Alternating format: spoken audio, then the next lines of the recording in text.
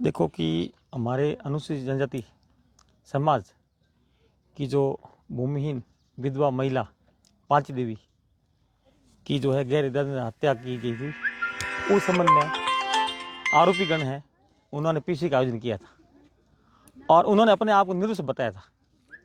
तो उस संबंध में आज हमने पीसी रखी है और जो है सरपंच के द्वारा जो कहा गया कि मैं जो दूध का धुलाऊं मैं निर्दोष हूँ, इन बातों को खंडन करने के लिए जो आज पीसी का आयोजन किया गया है और मैं सारे सबूत साक्ष्य जो है आज आपके समक्ष लेकर के आया हूँ और यही जो है मैं पुलिस और प्रशासन को न्यायपालिका को देने वाला हूँ। तो कि जब प्रेस का आयोजित किया गया पीसी का, तब ये यहाँ पर जो है इन लोगों ने कहा था कि यहाँ पर जो है पांची देवी की कोई झोंपड़ी नहीं थी। ठीक है सर, तो यहाँ आप देख सकते हैं कि पांची देवी की बिल्कुल बाकायदा झोंपड़ी थी। यहाँ इनका जो है ये आंगन है, झोंपड़ी का आंगन है और यहाँ ये मिर्चें हैं, नमक है और यहाँ जहाँ ये रोटियाँ बनाती थी ये कोयले हैं। तो इससे ये स्पष्ट होता है कि यहाँ पांची देवी की झोंपड़ी थी। और पांची देवी की झोंपड़ी के प्रमाण क्या है वो मैं आपको पांची देवी की जो झोंपड़ी है ये यहाँ आंगन डाला हुआ है, आंगन डाला हुआ ये सामने का जो मकान है और ये जो पांची देवी की जो पोती है आ गया, ये झोंपड़ी में जसोदा बैठी है। ये झोंपड़ी तेरी है, ये तेरा ही फोटो है। हाँ। फिर सरपंच कहता है कि साहब मैंने तो कोई धक्का मुक्की नहीं की, मैंने तो कोई मारपीट नहीं की, मैंने जो है भील महिलाओं के साथ में अभद्र व्यवहार नहीं किया। ये सरपंच प्रतिनिधि खैराज राम ये यहाँ अकेला खड़ा है। ये भील महिलाएं 1 2 3 4 चारों भील महिलाएं, इनके साथ में गाली गलौज कर रहा है, जाति का अपमानित कर रहा है। और इस घटना की रिपोर्ट देने के लिए महिला थाने भी गई। ये थाने के आगे का फोटो। इस संबंध में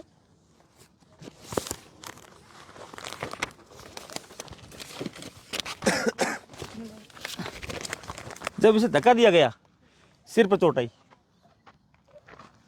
पीठ पे चोट आई और इंजेक्शन लगाया गया तो हाथ में रिएक्शन हुआ। ये सारे फोटोग्राफ्स बयान करते हैं कि इस पीड़ित परिवार के साथ में अन्याय हुआ है। दूसरा आप यहाँ का घटनास्थल देखिए। ये जो जमीन है सरकारी जमीन है, सैम नाडी का आगोर का खसरा है और इस खसरे में इनको चुप रखना, थोड़ा साइड हो जाओ। और ये जो नाडी के आगोर का खसरा है, यहाँ कृष्णाराम पावड़ा उसकी जो है गाड़ियाँ खड़ी है और उनकी रांगें भरी हुई है। इसी ने ही सरपंच को फ़ोन करके कहा कि यहाँ भील जो है अछूत जो महिला है, विधवा महिला है, वो हमारे यहाँ नहीं रहनी चाहिए। अगर यहाँ रहेगी तो ये हमारे समाज के लिए ठीक नहीं है। आप इसकी कॉल डिटेल निकाल लो। खैराज राम की कॉल डिटेल में स्पष्ट है कि इसने सबसे पहले जो यहाँ मौके पर अकेला आया, उसके बाद में इसने जो है मीडिया को बुलाया, उसके बाद में इसने तहसीलदार को कॉल किया, उसके बाद में इसने पुलिस को बुलाया। ये जो झोंपड़ी है यहाँ पर ये जाट समाज के कब्जे, ये राणा राजपूत समाज के कब्जे, वो जाट समाज के कब्जे। और आपको जो है वहाँ सामने जो दुकान दिखाई दे रही है उसके पास मंदिर दिखाई दे रहा है। ये पीछे भी देखिए आपको गणेश जी का मंदिर दिखाई दे रहा है। इस मंदिर के बीच में एक दलित अछूत महिला को एक जातिगत गंदा और मैला फेट मान करके उस पर अटैक करना, ये आज की आज़ादी के भारत के देश में जो है निंदनीय है और कठोर से कठोर हम कानूनी कार्रवाई की मांग करते हैं। और हम आपको मीडिया के चंद्र के माध्यम से बताना चाह रहे हैं, जो इसकी जो पैठ देते हैं कि साहब ये तो हमारे सरपंच साहब जो है दूध के धुले। सरपंच ये नहीं है, सरपंच ये तो तीसरी पीढ़ी का है। इसकी पुत्र वधू है जो सरपंच है, जिसका नाम है कमला। अब प्रतिनिधि तब हुआ तब उसका पति नहीं होता है, उसकी पति की मृत्यु हो जाती है, तो पति तो इसका जिंदा है। अब ये क्या कर रहा है कि महिलाओं के अधिकार का हनन कर रहा है। सुप्रीम कोर्ट की रूलिंग है कि आप महिलाओं के अधिकार नहीं छीनोगे। अब महिला को धक्का दे दिया, महिलाओं के प्रति उसका ये सम्मान। और सरपंच को कभी पंचायत घर में आने देता नहीं, मौके पर कभी सरपंच को आने दिया नहीं। सरपंच मैं यूँ अपने आप को सरपंच बताता है। इसके पास में जो लोग बैठे हैं ये है अल्लाह नूर, इसको 3 साल के कठोर कारावास सजा सुनाई गई है। ये इसकी सजा की कॉपी, ये SC/ST न्यायालय द्वारा। अगर ये बात करते हैं दम मैं तो खंडन करके बताए, सारे सबूत साक्ष्य हैं। SC/ST कोर्ट द्वारा 3 साल कठोर कारावास और ये अल्लाह नूर का नाम। और ये कहते हैं कि हमारे आका निर्दोष है। आप किसके बीच में बैठे हो? आपके पास में रासुका का बीज बैठा है और कह रहे हो हमारा आकार निर्दोष। आप कह रहे हो हमने झूंपड़ी नहीं हटाई, ये झूंपड़ी के फोटो। आप कह रहे हो साहब हमारा आकार निर्दोष है, SC/ST के मुकदमे में जेल जा चुका है, डोडो का तस्कर है, सामाजिक दंगे बढ़ाने में जेल जा चुका है, ईद के दिन दीपावली अंदर की थी इसने। तो सारी गुंडा गैंग है। कौन व्यक्ति क्या बोल रहा है और किस व्यक्ति की वक्त घटना लोकेशन कहाँ थी, इस संबंध में जांच की जा रही है। रास्ते पर तो ये साहब आ जाओ कि साहब मैंने तो झगड़ा होते नहीं देखा, उस समय तू कहाँ था, ये भी जांच की जा रही है। खैराज राम का ये आरोप है कि मैं प्रशासन के साथ में यहाँ पर पहुंचा था, उससे पहले नहीं पहुंचा। ये मैं वीडियो दिखा लेता हूँ। प्रशासन को इसने बाद में बुलाया, प्रशासन को तो बाद में बुलाया। कितना झूठ बोलेगा, सत्य में जयते, सदा सत्य की जीत होती है। आपके जो चैनल के जो मीडिया हैं वो भी हमारे पास में, उन्होंने जिन्होंने वीडियो किया था उनको पता है। अब ये आपने वीडियो देखा होगा। मैं क्या करूं, आप प्रशासन सहयोग कर नहीं रहे, मैं क्या करूं उसमें बताओ आप। कि गरीबों का घर बनाओ या उजाड़ो, आप ये बताओ कि गरीबों के आप बेघर कर दोगे। बाड़मेर ग्रामीण ग्राम पंचायत में लगातार हटने का तो नाम ही नहीं रहा, नया और अतिक्रमण हो रहा है। ये है ना, नहीं अतिक्रमण इसको बाद में बुलाया गया जब महिलाओं को धक्का दिया, गाली गलौच हुई, अभद्र व्यवहार हुआ, तो बढ़ते विवाद को देखते हुए इसको लगा कि अब जो है मेरी पूरी घेराबंदी हो गई है, अब मैं कहाँ जाऊँगा।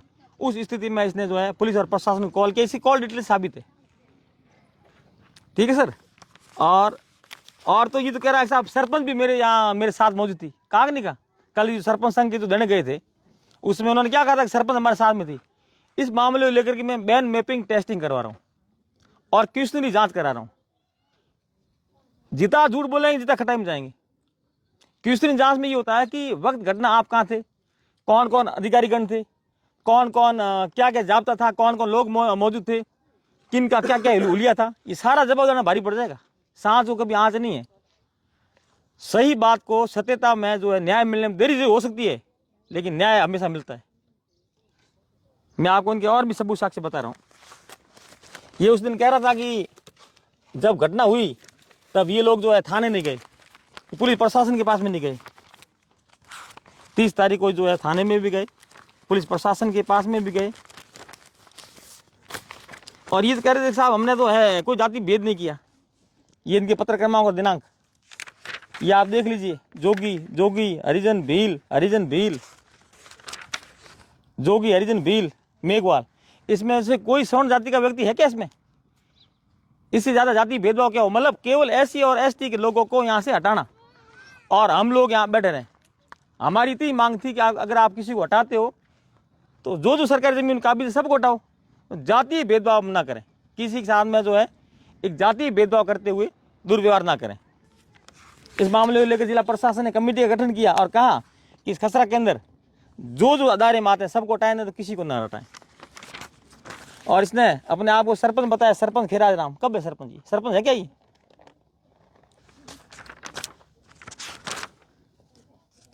इस मामले को लेकर के पांची देवी भूख हड़ताल पर बैठी थी और प्रशासन ने जो है इसके टेस्ट भी करवाए थे।